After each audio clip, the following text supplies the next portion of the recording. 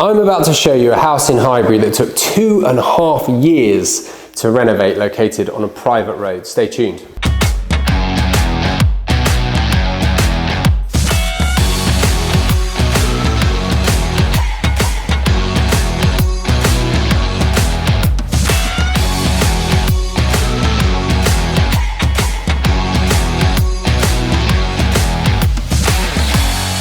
Hello, I'm Grant James Bates and welcome to London Property Tours, which is a series where I walk you through just some of my listings live on the open market and very much for sale. I don't say that enough. They are for sale. Contact me if you're interested in buying them. So as I said, my name's Grant J. Bates. This is London Property Tours and we're in Highbury today, and I'm going to walk you through what is a particularly special house in terms of the architecture and the interiors.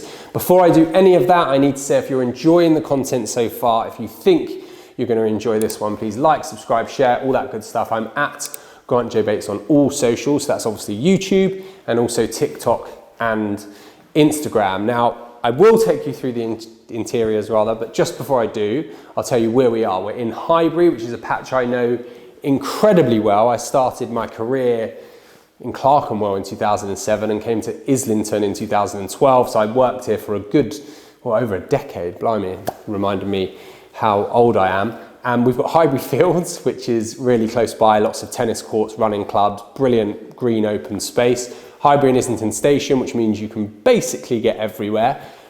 Highbury and this part of Highbury, Highbury Fields, we're sandwiched between Angel and King's Cross at one end, and then you've got Highgate and Hampstead on the other. And this particular road is a private road, so it's completely private, it's no through road, lots of good schools as well. Shops, amenities, restaurants, etc. There is a lot to choose from because of exactly where this house is positioned. Further north, we've got Highbury Barn with lots of independent offerings, a fromagerie, impressed with myself for getting that right, butchers, fishmongers, etc. In the other direction, we've got Upper Street, so everything you could imagine on Upper Street, including Third Space Gym, which is a big favourite of mine in the redevelopment of the old post office. You've got Frederick's as well, which is a brilliant restaurant. And then, yeah, lots of your typical offerings, such as Gales, which is, yeah, probably shouldn't be shouting out Gales, but I like it.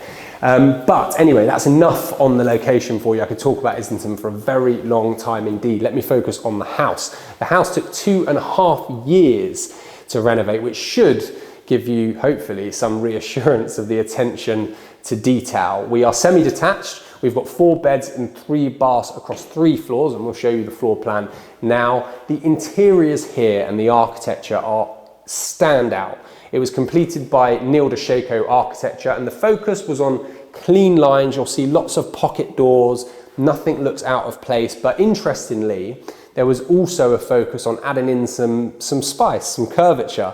And I think that mimics the front bay window, which is nicely curved, given the period of the house being interwar, which is really popular with families in this area because it provides a lot of lateral space. So that, I think I said it already, but we think it's about 2,500 square feet. That is across just 3 floors, which for this part of downtown is particularly rare. We've came straight through to the kitchen extension where they've done this fabulous side return. Again, lots of light, lots of glass. Love these wooden slats. The doors to the back all slide across and they're max light floor to ceiling. And because you're semi-detached, you've got that dual corner aspect, which I think is great. The flooring here, and in fact on most of the ground floor, is polished concrete with underfloor heating. There's also underfloor heating in the principal and all of the bathrooms. The other flooring on this floor, as you come in and in that front reception room, which is hidden with that pocket door, is engineered wood. It's parquet,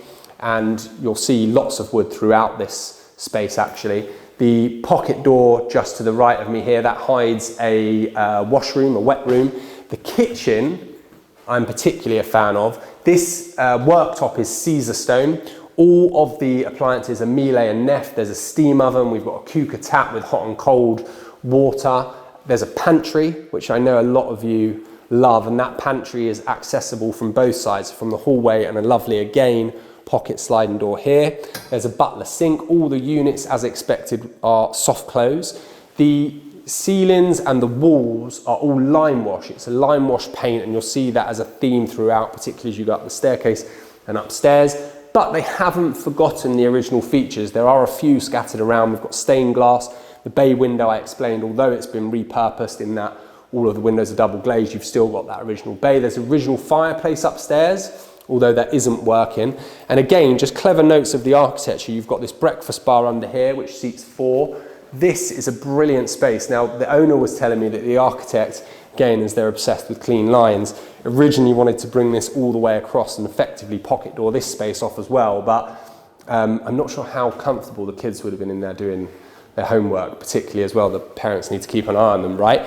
The garden is southwest facing, assuming my compass is working correctly. It let me down the other week. And as I briefly said earlier, these slide across. And this is great garden space. One of the reasons people love Islington, particularly families, Islington and Highbury, I should say, is the garden space. Like, I sell property all across London, and in parts of town like Notting Hill, for example, you just do not get this garden space for this sort of value. So that, again, we're measuring it today, so I can't be entirely accurate, but I would say that's 70 to 80 foot. And because we're semi-detached, you might see just there, we've got the side access as well. So when you've got your gardeners come in or your workmen come in, they don't have to come through the house, which is fantastic. I think that about covers this floor. If I've missed anything, I'll catch up in a voiceover, and I'll walk you through the rest now.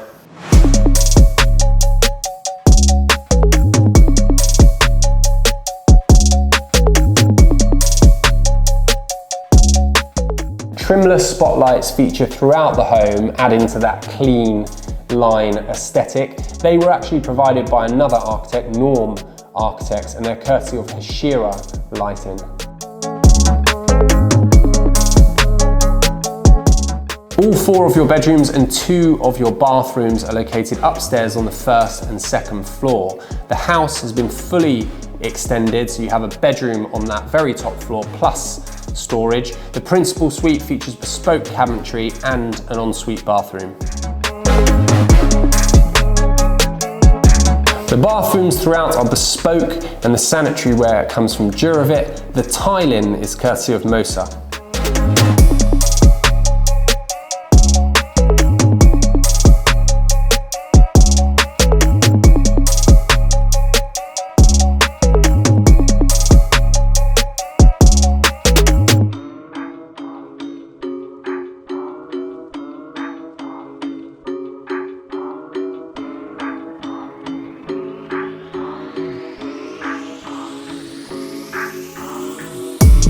I hope you've enjoyed the latest episode of London Property Tours for YouTube.